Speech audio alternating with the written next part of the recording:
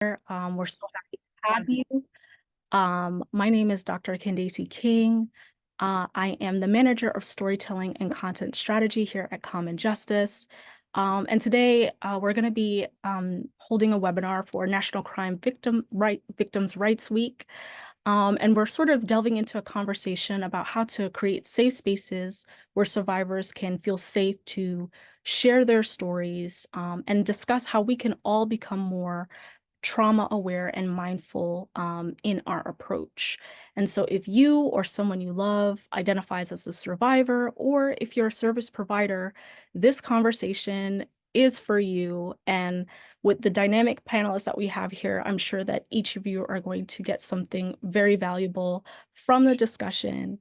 And so because we want to be mindful of time and keep things brief, we're just going to kind of go ahead and get started. But first, I want to introduce the panelists that I have with me here today. We have Michelle Barnes Anderson, who is the founder and CEO of the Melquain Jatelle Anderson Foundation, and it's a community service organization in Brooklyn, New York, that provides support and comfort to victims of gun violence and their families. We also have joining us Lisa Good, who is the executive director of Urban Grief, and it's a community-based organization that educates about the effects of violence and supports those affected through crisis, as well as providing bereavement support. We also have Kianka, who is the assistant director of trauma support at Common Justice. And then we also have Shannon Wong, who is the public policy coordinator at the New York State Coalition Against Domestic Violence. And so just to kick off the discussion, I wanted to ask each of you to share more about what brought you to this work. And I'm going to first kick it to Shannon because she's immediately on my right, and then the rest of the panelists can jump in. Great. Well, thank you for having me, and thanks to everybody who's taken some time out of their day to be here. So I've been in and out of this work, but I started this work in like 1990 as a volunteer at a local domestic violence shelter in Ithaca, New York. And I think I was drawn to the work because I grew up both as a child witness and a child victim of domestic violence. But I think at that time I wasn't really identifying my mom's experience as domestic violence, but I was clearly drawn to the work.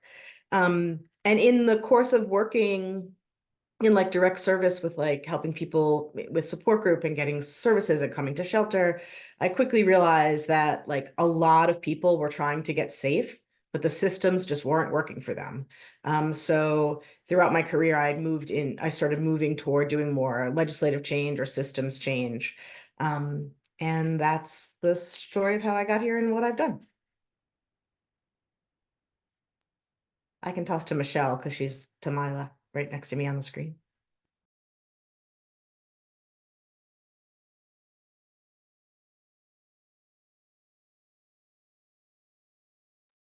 Unmute, friend.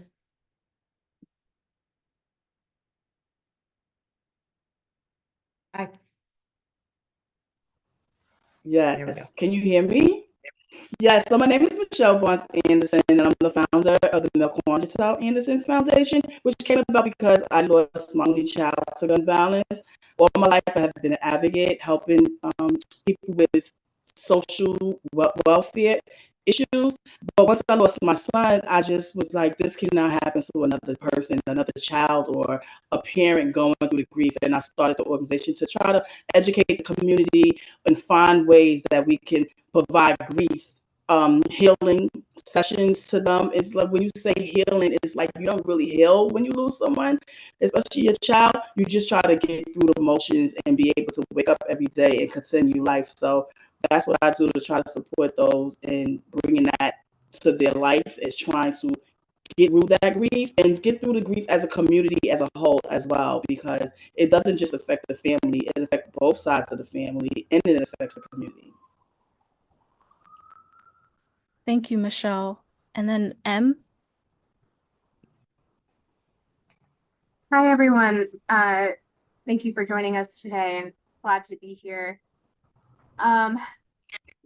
My journey to this work has been kind of had a lot of twists and turns, but right after I graduated undergrad, I landed in an AmeriCorps position at an inpatient substance abuse treatment center for youth, and kind of had like a crash course education and just the criminalization of so many of the participants at that center, so many of whom had just such complex trauma that was completely unaddressed in the center itself.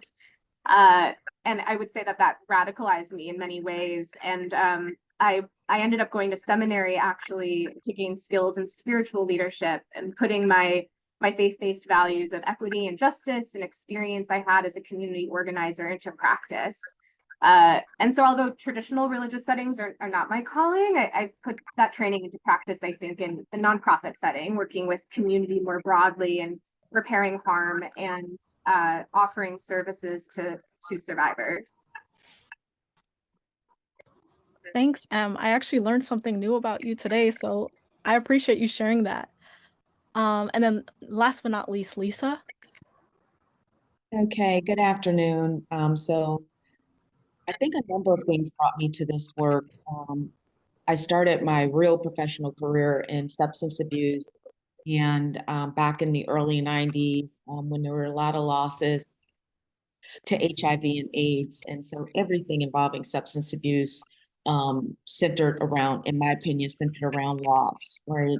And so that's where I kind of started to build my knowledge and my skill around grief and how certain groups of people are not given permission to grieve. And then kind of fast forward around 2001, there were multiple homicides in my community back to back. And I attended these funeral services of these young people that I did not know. But what struck me is that all of the leaders and the adults left, and the children and the young adults and the teens were just left on the sidewalk, spilled out everywhere, just grieving. And so, you know, this work for me is a calling. I am a spiritual person. This is a calling by God for me. And it literally felt that way because right after that, I started to, you know, I felt this pull and this call to do something. And the first question that I asked is, where are the responses to tend to the grieving needs of people who live in urban areas? Because we have many losses, not just through violence, through health disparities, addiction, over many losses, but in other communities, when something tragic happens, we see, oh, we're sending grief counselors to the school. Oh, we're doing this. But when things happen in our community, I saw none of that offered. So that's kind of like the foundation that brought me to the work. And I think what solidified it is the amount of time that I spent as a volunteer working for the Albany County Crime Victims and Sexual Violence Center and being a hotline volunteer for many, many, many, many years, and seeing the gap between who came in through the hotline services into the ER for care after violence versus, and seeing that disparity that in all those years, I saw very few Black people. And so we're here. Thank you, Lisa, for sharing that. And I think that, you know, what you shared kind of leads me to my next question because, you know, in thinking about when loss happens, at times the resources just simply are not there, or there isn't enough awareness around where to actually get these things, where to even begin. And so my next question, and this is to all the panelists, is what are the steps that someone takes when they've experienced harm? Like, what actually do you advise them to do? And I will pass it to anyone who feels called to, or M, if you want to kick us off. Sure. I can absolutely kick us off. All of us in trauma support are trained in psychological first aid, and I often use that framework to think of the immediate steps in like the immediate aftermath of harm. And so the first step is really immediate safety and comfort. So is this person at risk for more harm, or are they physically safe now? Do they have food and water, both both to meet survival needs and also for comfort, for stabilization and regrounding. Do they need medical attention or crisis services or immediate emotional support? And that crucially, this isn't the time to really dig into what happened, perhaps, unless that person really indicates they need to and can do so in a grounded way, but really a moment to attend to distress, overwhelm, and provide some overall comfort. And then beyond like the immediate aftermath, I'd also advise someone to gather information about what this person needs and really listen to them and trust that they know themselves best. And so ask them what would be helpful and be honest about what assistance you can provide, and also connect with other forms of support for this person. Do they have a trusted friend, a spouse, a sibling, a family member, a community member, someone that they feel like they can trust to move through with what happened with that person? That's very helpful, Em. And in thinking about that too, I'm thinking along the lines of, especially as it relates to like DV, domestic violence, like the need for like a safety plan. And so, Shannon, I'm wondering if you can also speak to what a safety plan could actually look like for a survivor. Like, what are the concrete things that they should be doing if someone finds themselves in that situation to actually get to safety? Sure. I just want to echo that. I agree with what Em said. Like, there's sort of the immediate needs, and then that real sense of sort of following their lead. Like, what do they need, and deeply listening to people and respecting whatever choices they make. And that's going to be really very true when we start talking about victims of and survivors of domestic violence. Because in all of those spaces, you want to give them as much agency as possible. And to constantly remember that, like, we haven't walked in their shoes, right? We have no idea where those shoes have been and where those shoes want to go, right? So it's incredibly important to keep that in mind, both at the initial point of contact with somebody and through the safety planning. So safety planning, for the most part, is very individual to everyone. What you want to do is sort of facilitate a discussion and a conversation with the survivor and have them think about all aspects of their life, and where the truth is, most victims of domestic violence are doing things to keep themselves safe all the time, everywhere, right? So you want to like check in and see what's worked for them, where they might want to make changes, kind of walk through each space in their life, right? What are they doing at home? What are they doing at work? What are they doing at school? What are they doing when they travel?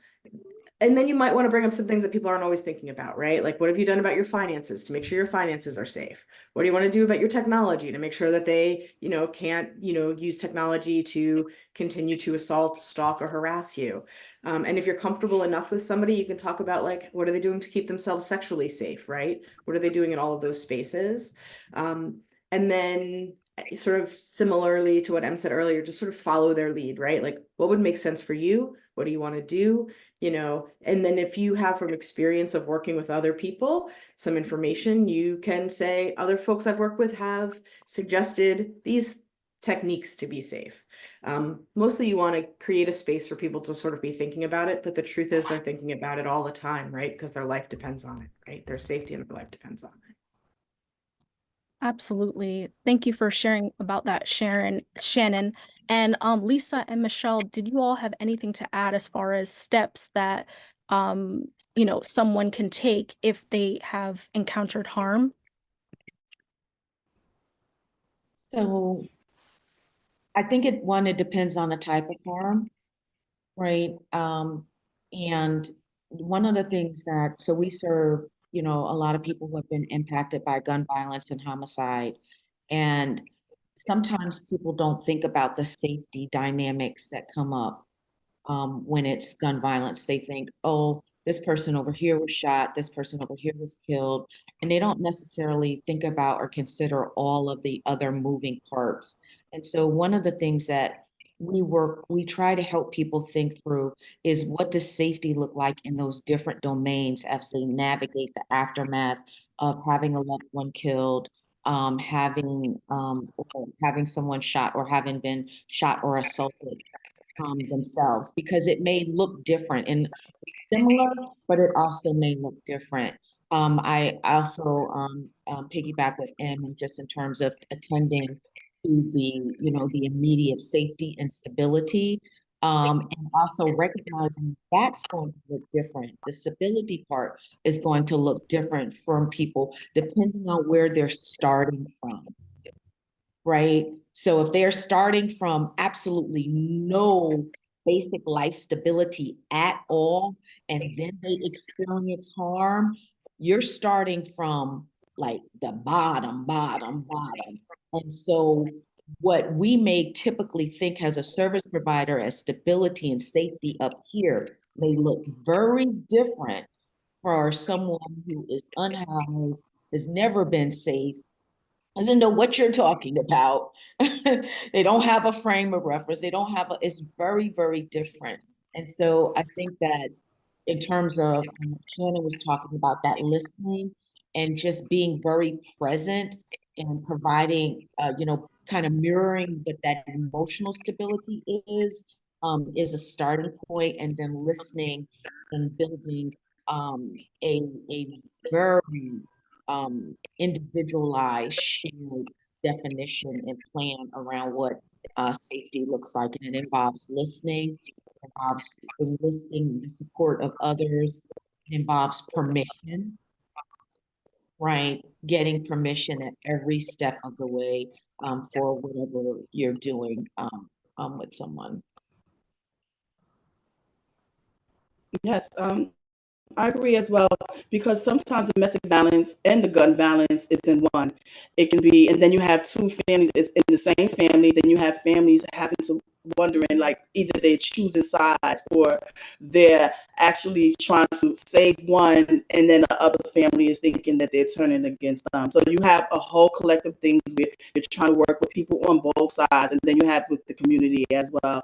And as far as the immediate with the gun violence, some families have family members that's there that can do all those things. You know, a lot of families come together and they're making sure that you have the food, or if you need some type of medical assistance that can help you. And then you have some who don't have anything at all.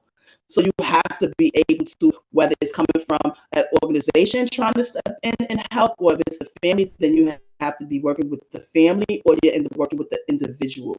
And everything, like they said, is everyone's situation is different, whether it's domestic violence, it's gun violence, or it's both in one situation. So that's where you have to learn how to work with the people, how to help them. And sometimes people know what they want, and sometimes they don't know what they want or need, or they may know what they want, but it's not what they really, really need that can help them. And you just have to be able to ensure that you're working with them where it's not like you're trying to push things on them that they don't want, but leading them to something that's going to help them be in a safe mode. Yeah, I ditto that. I also just want to add is that it's important that we let people tell us who's been harmed, right? Because sometimes we get laser focused on, well, this is the, Yes. and there are many people, like Michelle said, there are layers of people. And so I think that sometimes the people in the eye of the storm, you're only able to do baseline things. But if you can strengthen those concentric circles and networks by tending to their emotional and physical safety, if they are the feeders for the person who is not most, but just devastated in so many ways that can't do anything, think about what they need, articulate all of the things, right? If you can at least help support those other networks by giving them and helping them with language, so that if they don't know what to do, at the very least, they won't do any more harm. But tending to those folks as well, because if they're safe, then they can support the other folks who really, really need that intense and deep support. These are all super helpful points. And I just want to remind the audience that this conversation is being recorded. And so, if you missed a point, you can definitely go back to this recording, because there was a lot said in these responses. So thank you all for sharing that. And so we may have some service providers joining us today. So in thinking about, how to actually, help survivors on their journey to healing from harm. What are some steps that organizations can take to be more survivor-centered and more trauma-informed? And anyone who feels called can jump in, or I could select someone. I can get us started with a little bit and then toss to other folks. You know, I really think one of the most important things we can do as service providers, and as I said, I've been in sort of the policy systems change work for quite a while, but it's sort of, for me, it's recognizing that not all survivors are following the same path, right? And that all have different obstacles on this very steep hill to, you know, safety or healing. And it is a twisting and turning path. And, you know, I'll go back to that sort of sense of like, we really haven't walked in people's shoes. You don't know where they've been or where they're going. And you really have to keep that in mind. So to recognize that like a one size fits all is not really going to work. And if you have the resources and the ability, the best sense is to sort of like deeply listen and craft responses that make sense to folks. And the other piece, and then I'll toss to some other folks, is, you know, we have to always remember, if you've been doing this work a long time, that when someone shares their story with you, it is a gift and it should be treated like that, right? Like they've given you the gift of letting you into what is often the most painful part of their lives. And we need to treat that with the utmost respect. And I'll pass it on to someone else. Okay. Yes, it definitely is a gift. So many thoughts running through my mind right now. I think one of the things that I would like for providers to know is that there's a difference between being trauma informed and trauma responsive. And just because you had trauma informed training and you have protocols and all the bells and the whistles around being trauma informed, you know the language, doesn't mean that you're necessarily trauma responsive. And I think that because survivors do have so much trauma and grief, that we want to make sure that we're not just using language and saying we're trauma informed without making sure that we're bridging it to our services trauma responsive, because sometimes those two things can look very different. You having awareness of trauma and then being committed to being trauma responsive, it's a different weight, it's a different pull, it's a different requirement. And so I want to challenge that, you know, offer that challenge to providers.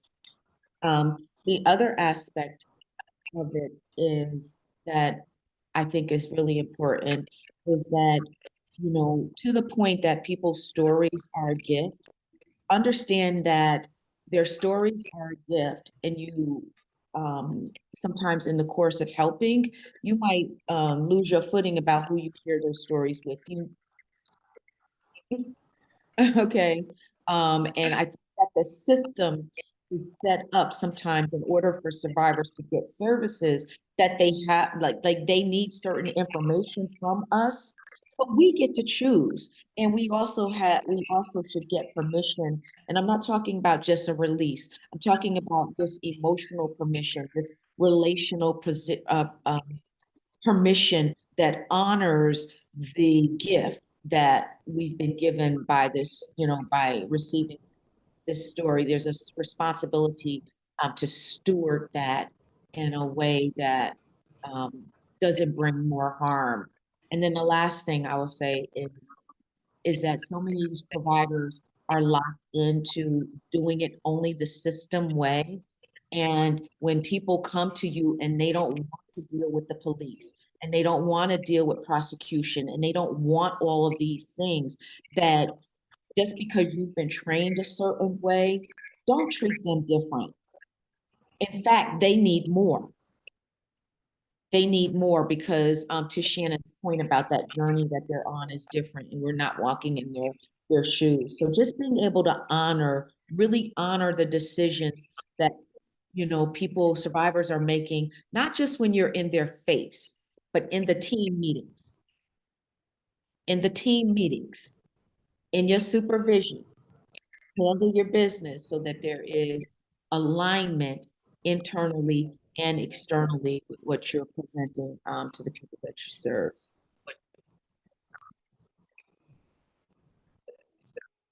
I would love Yes, to. I would just add when you're dealing with providers and helping survivors, a lot of things come after the math that they need assistance with, whether it's to leave to leave where they're at and move to another state, to leave with the access to move to another state, or going back to work, or getting stability in the home as far as getting rent pay. It's different things, and it all connects with agencies.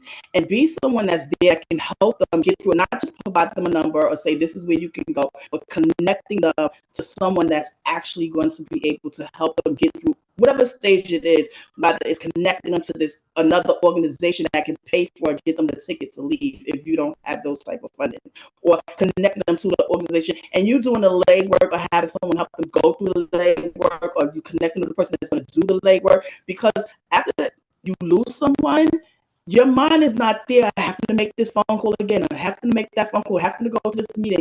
Or if you're in a domestic violence situation, or happen to leave the home or leaving the area where you feeling you safe at now, to go ahead thinking that someone could be following you. So they need connections with helping them get through different areas in their life, not just in that moment, but afterwards. Sometimes it's a long process, and they really need providers to actually help them get through it, and not just pass them off with a number or pass them off to the agency, but sticking with them to get through those different challenges. Yeah, Em, I know you wanted to say something. I was just thinking about what Lisa highlighted around how often we pay a lot of lip service to what being trauma informed means, and that we have to practice what we preach. And to me, being trauma informed, like, it's never a destination that we've arrived at and can check off on our list and you know, confidently say that we're done, we've done it, we're going to continue to do the thing. It is a continuous journey of learning, of reflection, of being willing to accept feedback and do something differently. And I think being trauma informed truly can slow a lot down. It slows a lot of processes down internally, especially, which can be challenging because, you know, capitalism isn't trauma informed. Grants aren't trauma informed, right? Like, there's so many so many limitations we face when we're striving to be trauma informed on every level organizationally, but also can't, there's stuff that's just outside of our control. And so I think first there's sort of a layer here of figuring out what is inside our, you know, our control, and building those norms of feedback, reflection, revisiting decisions, revisiting best practice, and being on the same page that we are all learning and all continually aligning with best practice and trauma informed practice. And then on a kind of really interpersonal level too, like, being trauma informed also means being human with someone. It means being transparent. It means being open about when we can't show up, instead of just not showing up and being like, well, I'm the service provider, I'll call them when I can, right? It means being consistent in a way, being communicative and building trust, and also being willing to show up to repair when there's a rupture in that trust. That's to me what it really means to be trauma informed. Wow, you all said such incredible and generative responses that I, even myself, have to reflect on after this. So thank you all for sharing that.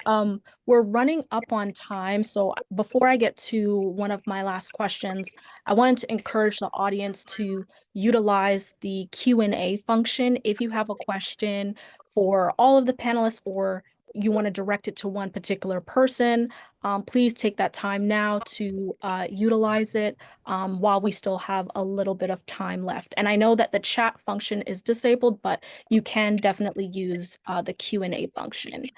And so my last question before we kick it to Q&A is, you know, all of you do so many incredible work as far as with survivors.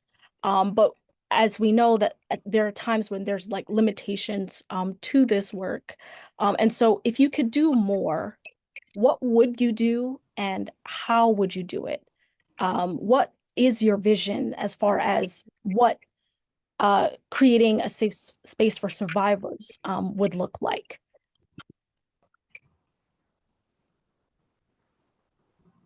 I think it would be plugging up those systemic holes in the cup. Because when survivors come to us, um, you know, we're trying, but as fast as we pour in to them, the systemic issues just really create these like holes in their cup that just make it harder to sustain their healing or to recover or to take steps to move forward. So I think for me, like to Michelle's point, I think the number one request that we get is for housing. Like people want to relocate. They want to move after their loved ones have been killed. They want to move. And or they can't work, right? A lot of people, there's a whole conversation I can have about that part of it, that there are a lot of companies, I'm going to call them predatory employers, that operate within our communities. And on the surface, people need jobs. They take these jobs, but they have no rights. They have no benefits. Even though by law, it on paper, it looks like they do. When they've been harmed and you try to access documents from these people around that would enable, survivors to get benefits like lost wages from OVS or disability or those kinds of things or whatever they produce. It's really shady. It's really bad. So I think for me, um, plugging up some of those holes, if you've been the survivor of a homicide, that you be able to have some paid time, right? Like the financial holes, like if you go to DSS, because you have been harmed by violence, that your past income doesn't count and holds against you for eligibility, right? That your experience of harm is taken into consideration when we're trying to get rental assistance for somebody who's been out of work and you got a one-shot deal. When in reality, what we find that it takes multiple infusions of money to actually keep people housed, keep them fed, keep them with gas in their car so that they can do some of just the basic survival things that make them whole again. So that, for me, that would be my vision, is that we have a continuum of, of, of, of a world where there's safety, and it's a continuum. Wherever people go, they bump into safety, that wherever it is, they bumping into safety, that they're going to get their needs met, and not just in crisis, but in a sustainable way. Thank you, Lisa. I'm so on the same page with you, Lisa. All about those things. I feel like when dealing with survivors, we're trying to make sure that, they're worked with and they receive the needs that they have long afterwards. Like for myself, I'm moving more into policy making and trying to help those things to bring about what you said, Lisa, because we need that's a lot that comes from with domestic violence, that comes with the gun violence, the housing, the unemployment that they have, the training that they need. Those things are needed in a lot of the urban communities, and they're not being met. They on paper that they're saying those things, that, oh, we put all this much money in to prevent that, but then when you look at it, it's not really going to those things. And that's my issue. So I really want to get moving further into policy, where as so far I had came up with the Mel's law. So this law was signed by Governor Hochul and my son's name, and it awards the posthumous degree to those who were murdered while they was attending college, because you have to waive the credits in order for them to have the degree. And that helps the survivors that's left, because it's a mental thing as well. Your child goes to school and then they only get one semester and then they're murdered, or they die from cancer, or they committed suicide. You want them to have their degree still, because it helps the other child in the family moving forward, or it helps the the sibling. It helps the sibling. It helps the child that they have. Because my son's daughter was born after he was murdered. But for her now, she looks at it like, oh, my dad went to college, and she's gonna be 7 now. But I had to come up with how can I help her learn about this man she'll never meet. And I wrote a children's book. It's called The Sky Has Caring Eyes. That was a difficult period for me because how could I love her and grieve him at the same time? Those are things that we have to figure out what we can do for survivors to get on, to move on. Opposed to there's a lot of things that they do with like second chances, the perpetrator, because they don't want them to recommit another crime, right? But then the survivors get forgotten about after the very beginning. Then it's like, now what about them? How sometimes the person who's lost in the family was the breadwinner. How are they going to get help with still being able to pay the rent? And that could be the breadwinner, whether it was domestic violence or gun violence or urban violence or anything. So they need those things to help. And a lot of it comes with policy. And that's how I feel, because we need to put things in the community to prevent domestic violence, to prevent gun violence, to actually curb it, because it's so heightened in the urban community.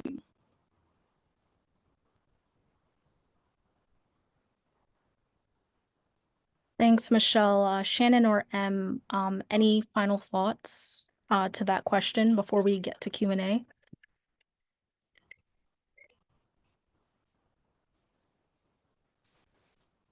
I just want to lift up what's been said.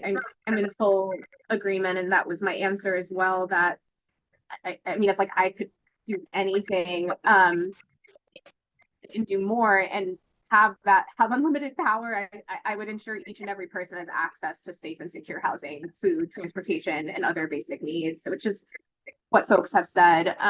You know, it's so challenging to it's impossible to do deeper healing work if someone is focused on survival needs. And like, how can anyone focus on healing, on rest, on unwinding their nervous system when they're continually navigating these systems that are inherently traumatizing, when they're facing an eviction or cannot find affordable childcare or cannot pay their medical bill from their assault and are navigating compensation. It's exhausting. And so yeah, it's been said, it's just all of these system holes everywhere that it's like we take 2 steps forward and then we're pushed 2 steps back, and it's incredibly challenging. Thank you all for sharing those insights. I'm going to get to a few questions that we had come in from the audience. We have one from Mark, and he asks, are there any avenues volunteers can take advantage of to assist service providers in assisting victims?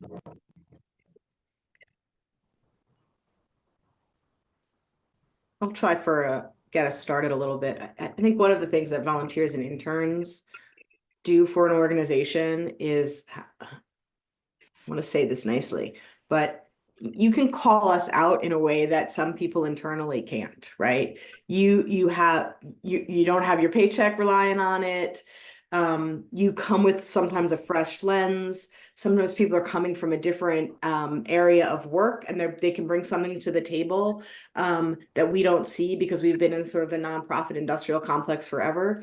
So to me, not holding back when you see something that you think could go differently and you think to yourself, like, well, I'm just a volunteer, I shouldn't say anything. I really hope and encourage people to say it, right? Because I think there is a value in having people, without the economic ties to the organization, to be able to speak truth to power, and people who are coming from a different space to show us different ways or things we might be missing because we're sort of stuck in the same rut.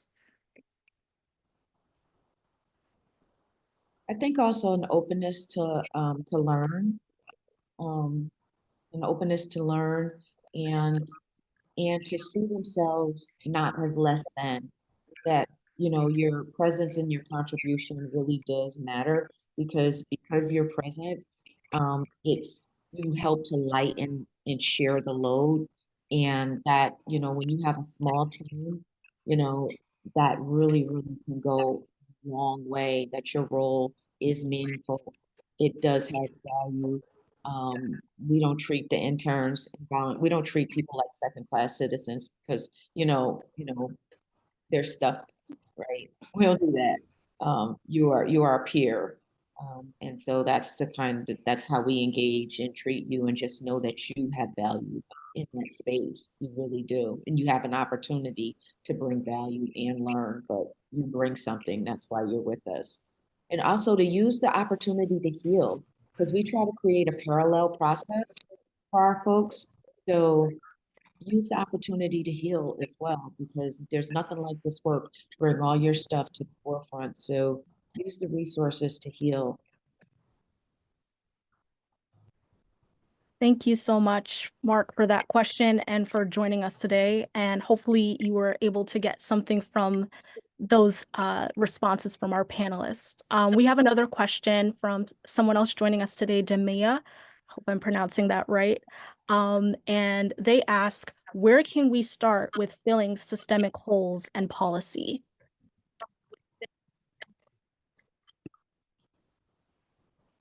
I guess since I'm the policy person, I'll have to start again, but I'm sorry, I've gotten us started more than my fair share today. People named it here, right? Housing was a huge part of the budget process. Housing is a huge issue. Basic needs are still a huge issue. A living wage is still a big issue, right? And a lot of those solutions can be solved through some legislative change or policy change, right? So, I think participating and understanding what's out there, and then setting up meetings with your personal elected official, right? Like whoever your state senator is or your state assembly member is, like, you don't have to know the answer, but they have to hear the problems, right? And their job is to actually listen to their constituents. So, just going into that space and saying, this is what people in my world are experiencing. What are you doing about it? Right? Is like incredibly valuable. So for me, I think there's some change. But that's where I've chosen to dedicate most of my career, is around policy change. There's a ton of community stuff that also can be done. And I feel like folks who are working more in communities probably could highlight some of that for us. Did any of I agree with Shannon. I feel the same way. You start with writing to your elected officials, going to your community board meetings, speaking up, sending those letters out. This is what's needed in our area. This is what's needed in our community. Even if you do your own little Zoom, your own little live on your social media, and just start pointing out different things in the area and calling them out to it, because it's all about voting, right? And getting them in office. We put you in office to help put these things back into our community, to build our community. You have to be a part of that by voicing it. You have to be a part of that by putting it out there to other people to come along with you, and sending those emails, posting on those social medias, attending those meetings as well. Those is how we're going to fulfill systemic goals. Yeah, that was super helpful. Thank you, Shannon and Michelle. Oh, Lisa. Sorry. I also think knowing, becoming knowledgeable what policies already exist, and fundings and services that are connected, because sometimes I don't think we always understand how a policy constricts how funds are distributed and administered down to the community level. And so just kind of becoming knowledgeable of what is out there, and then looking at some of the gaps and making the connection between the silos that we see in the systems that keep one system from actually doing what's needed by folks who are being served in another system, and figuring out where those gaps are, and saying, okay, this is where we need the policy shifts at, so that we can serve people in a more holistic way.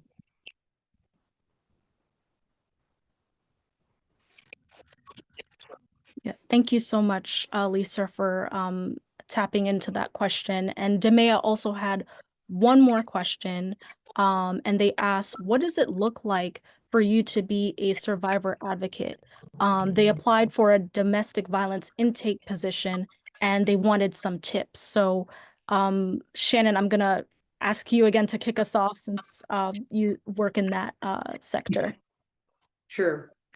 I will say, like, I started this work a long time ago, right? I said 1990. What is that, like? That's 30 something years ago.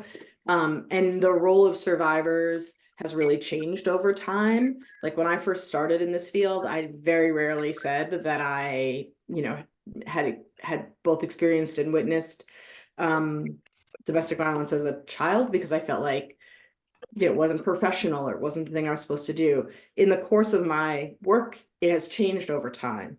So I think that we actually really value survivors in this work. People talk about being trauma informed. People in this work talk about being survivor centered. Again, I think there's much more than lip service that needs to go to that, right? It's actually like a never ending process. And I would say, so there's nothing to be ashamed of there. I think if that's something you bring to the table, that's something that people need. But most importantly, it feels like it's important to take care of yourself, right? Like, so if there is, like, even in policy, like, sometimes we've got like a parental parents' rights, Miranda rights for parents when CPS comes in.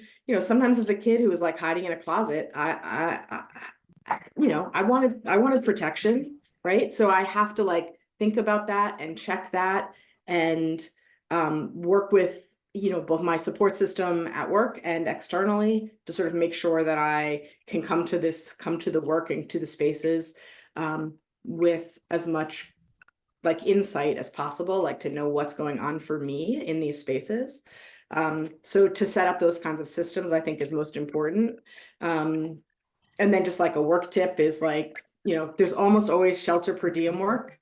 And that's a good entryway if you really wanted to get into domestic violence. Like, those are like, they don't pay particularly well, which I think is crappy on our part, but it's useful. It's a good entry point for some folks to get some experience.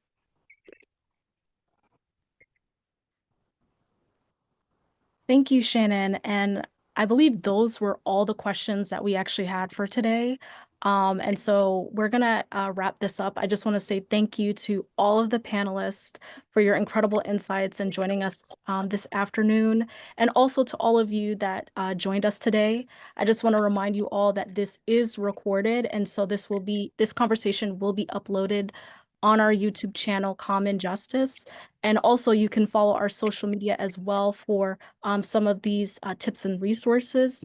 And if you'd like to get connected with some of our panelists today. So thank you all so much for being here, and we hope that you have a lovely afternoon.